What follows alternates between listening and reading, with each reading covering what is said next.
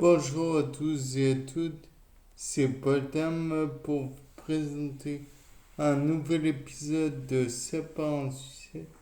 Et aujourd'hui, je voudrais venir à nouveau sur le cas du Moloch ou crapaud cornu qui, comme vous le savez, éjecte du sang via son œil.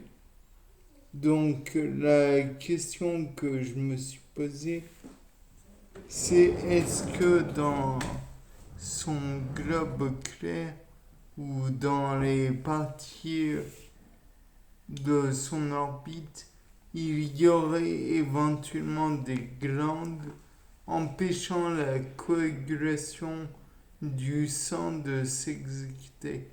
Car vous comprendrez que si la coagulation s'opère à ces endroits, le, le crapaud cornu en question n'a plus de possibilité d'éjecter de sang, déjà que ce n'est pas un comportement qui permet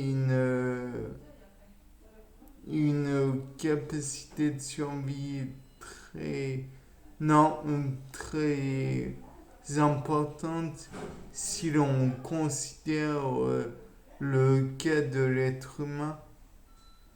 Et en plus, si l'on y réfléchit bien, ce crapaud cornu a probablement une capacité de produire du sang plus importante que celle de l'être humain, puisque le même, si on fait le ratio entre la quantité de sang que celui-ci contient et celle de l'être humain, qui est d'à peu près 5 litres de sang, on comprend tout de suite que le crapaud cornu ne peut pas se vider de son sang continuellement. Donc la question c'est,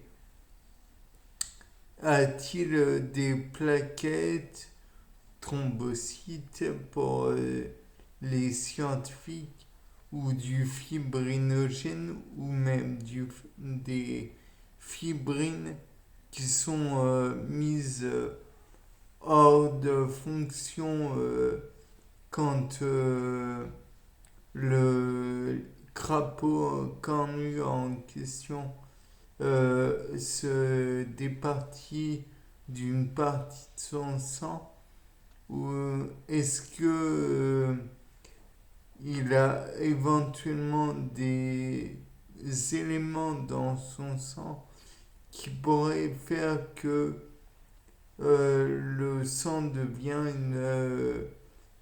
une substance toxique? Et si oui, quelle substance toxique produit-il?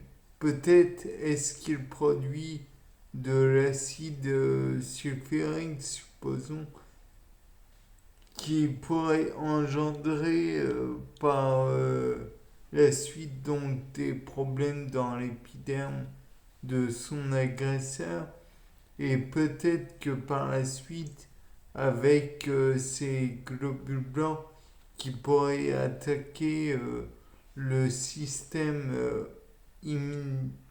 sanguin de l'ennemi, peut-être qu'il pourrait produire aussi une hypercoagulation, ce qui est dans les poils et dans les plumes un désavantage considérable. Peut-être que par la suite, il pourrait aussi produire des éléments qui pourraient eux-mêmes être nocifs pour, par exemple, un perturbateur endocrinien ou que sais-je encore. ce qui pourrait perturber à la fois les hormones de ces prédateurs ainsi que éventuellement causer une incapacité à se reproduire. Ou alors peut-être que le sang en lui-même pourrait perturber la digestion et donc ainsi si le crapaud cornu en lui-même produit le sang dans la gueule de son prédateur, il va perturber peut-être la digestion de celui-ci et peut-être que c'est augmenter les risques d'ulcère à l'estomac ou alors empêcher la digestion des protéines ou d'autres problèmes qui pourraient être la, la destruction d'enzymes ou de mucus qui pourraient permettre la déglutition ou encore engendrer des, des phénomènes bloquant l'épiglotte et donc engendrant des fausses routes. Peut-être aussi pourrait-il produire des problèmes dans la de olfaction, de l'olfaction, puisque tout le monde n'a peut-être pas une trachée, un œsophage ou que sais-je qui serait commun, mais peut-être que si, et peut-être que cela pourrait nuire à la respiration et engendrer un léger effet d'asphyxie. Peut-être aussi pourrait-il dénaturer les enzymes et donc rendre la digestion plus difficile. Ou alors, plus largement, peut-être que le sang en lui-même pourrait rendre les muscles du corps tout entier plus difficiles à contracter. Or, vous le savez sûrement, dans l'estomac en lui-même produit des contractions permettant de malaxer entre guillemets les aliments qui ont été avalés, digérés en partie, mastiqués. D'ailleurs, la mastication aussi pourrait s'en retrouver gêné. Peut-être que ce sang, pour en revenir à l'extérieur, pourrait coaguler plus facilement. Et donc, s'il est en contact avec les poils, empêcher donc de se cacher pour des animaux.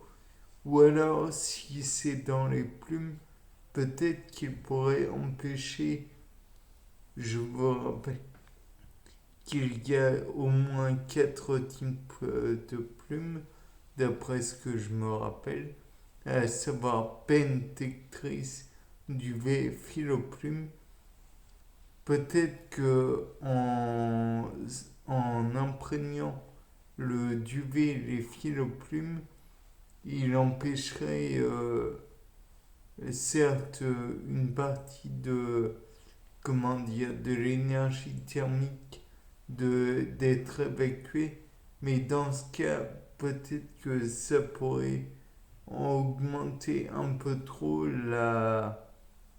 rendre le métabolisme en fait de l'animal ou plutôt pas le métabolisme, mais isoler l'animal un petit peu trop, le rendant en situation d'hyperthermie un petit peu trop prolongée, ce qui pourrait engendrer des problèmes, encore une fois, d'articulation, de mouvement, et j'en passe.